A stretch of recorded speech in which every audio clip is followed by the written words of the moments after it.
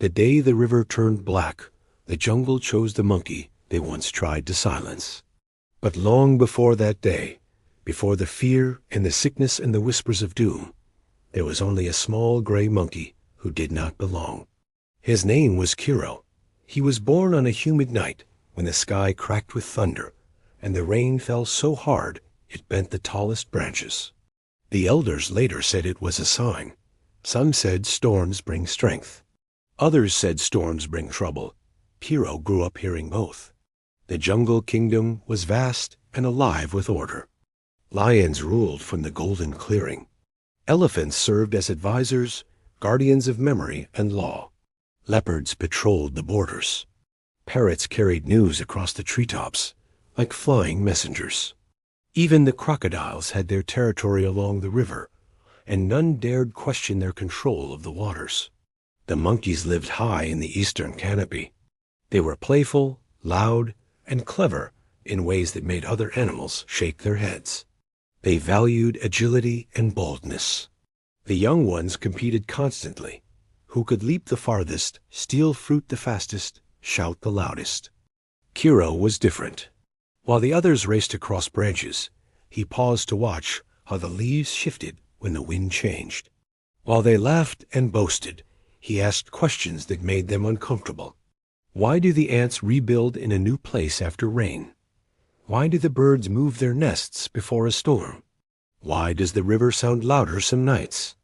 At first, they laughed kindly. Then they laughed sharply. Then they stopped laughing at all. His own father grew impatient. "Stop staring at nothing," he would say. "Swing, compete, be like the others." His mother loved him, but even she worried. "The jungle rewards strength," she whispered one evening. "It does not reward thinking too much." Kiro tried. He truly did. He joined races and leaped from tree to tree until his arms ached. He shouted louder. He forced laughter into his mouth, even when it felt wrong.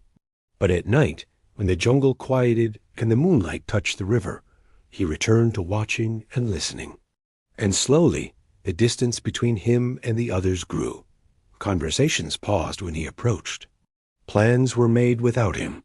When fruit was shared, he received the smallest piece. "He makes others uncomfortable," one uncle muttered. "He looks at you like he sees through you," another said. "He doesn't belong in this troop." The words hurt more than claws ever could. Kiro learned to sit alone on the highest branch of an old baobab tree where the wind was strongest. Up there, he felt less like a mistake and more like a part of something larger. The jungle had patterns. Everything had patterns. Even rejection had a pattern. Years passed, and Kiro grew taller, though not broader. He was lean and quick, but not impressive. He was quiet, but not timid. There was a steadiness in his eyes that unsettled those who preferred noise over silence. The first sign of danger came at the end of a long, dry season. The river, which usually shimmered silver under the sun, seemed darker. At first it was subtle, a faint cloudiness after midday. The crocodiles grumbled, but blamed the elephants for stirring mud while bathing. Then the fish began to behave strangely. They swam near the surface, gasping. Birds circled, but did not dive. A bitter smell lingered in the air at dusk. Kiro noticed. He noticed that the wind had shifted direction more frequently. He noticed fewer birds nesting near the northern cliffs. He noticed faint tremors in the earth late at night, too rhythmic to be natural. When he mentioned it to his troop, they brushed him aside. "You see danger everywhere," a cousin scoffed. "You just want attention," another snapped. But Kiro did not want attention. He wanted understanding. One morning, a young deer collapsed at the riverbank after drinking. Panic spread like fire through dry grass. Within days, more animals grew weak. The water turned nearly black in places, thick and wrong. The Lion King summoned the entire kingdom to the golden clearing. His mane, once bright as the sun, seemed dull in the heavy air. "Our river is poisoned," he roared. "Without it, the jungle will fall. Find the cause." Strong animals rushed to act. Leopards ran upstream. Elephants marched to inspect the banks. Parrots flew in widening circles. Accusations flew as quickly as the birds. The crocodiles have stirred something ancient. The elephants have crushed the riverbed. Perhaps the humans beyond the forest have cursed us. Fear is louder than reason. Kiro climbed his baobab and watched. He saw that the discoloration was stronger after sunset. He noticed that the northern wind carried a scent not of rot, but of disturbed earth. He remembered the tremors. At dusk, he crept toward the northern cliffs alone. The path was harsh and unfamiliar. Thorny vines snagged his fur. Sharp stones cut his palms. He almost turned back more than once. Every insult he had ever heard echoed in his mind. You don't belong. You are weak. You think too much. He clenched his teeth and kept moving. Near the cliffs, he crouched low and peered through thick brush. There they were. A large group of wild boars, stronger and broader than any monkey, were digging deep pits into the earth. They had uncovered dark stones buried beneath layers of soil. To clean the stones, they had carved a small channel from a muddy stream and redirected it downhill, straight toward the river. The water running from the pits was black. The tremors were their digging. The missing birds had fled the noise. The bitter smell was the disturbed minerals. Kiro's heart pounded. He leaned closer, straining to hear their conversation. These stones will make us powerful, one boar grunted. The southern herds will trade anything for them. And if the river suffers? Another asked. The jungle is not our concern, came the reply. A twig snapped under Kiro's foot. Silence fell. Tusks turned toward him. Who is there? He ran. Branches tore at him as he leaped desperately from tree to tree. The boars charged beneath, surprisingly fast. One rammed a tree trunk, shaking it violently. Kiro barely held on. A tusk grazed his leg. Pain flared. He saw a narrow ravine ahead and gathered all his strength. If he failed, he would fall. He leaped. For a moment, there was only air. Then his fingers caught the opposite branch. He swung himself up as the boars skidded to a halt on the edge. They snarled, but did not follow. Kiro did not stop until he reached the baobab, shaking and breathless.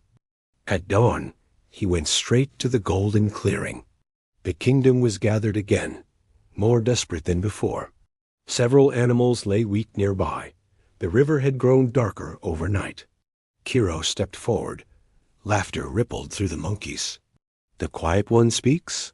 A leopard sneered. Kiro's voice trembled at first, but steadied. The poison comes from the northern cliffs. The boars are digging black stones. They have redirected a stream into the river. The Lion King studied him. And you are certain? I saw it. And why should we believe you?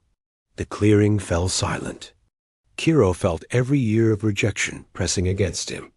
This was the moment when doubt could crush him completely.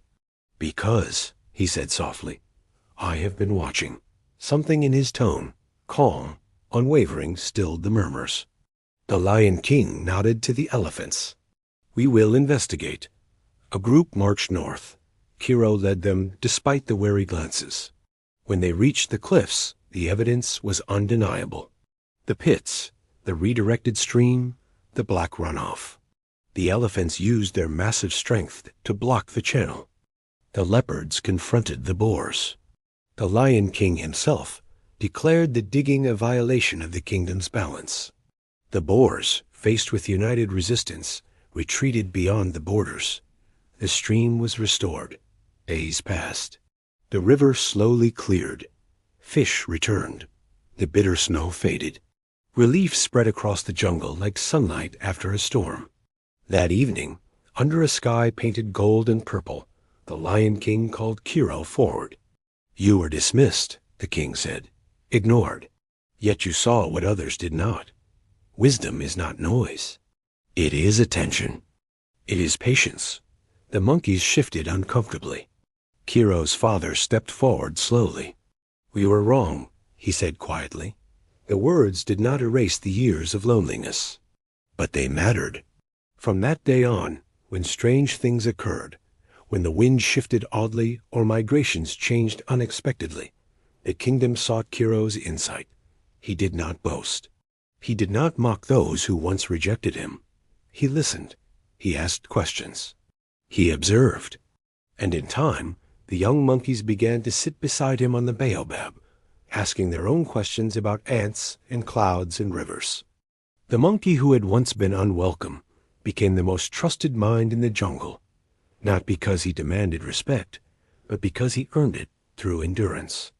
The river never turned black again, but whenever the wind carried a strange scent or the earth trembled faintly at night, the kingdom remembered the lesson they almost learned too late. Sometimes the one who stands alone in silence is the one who sees the truth first.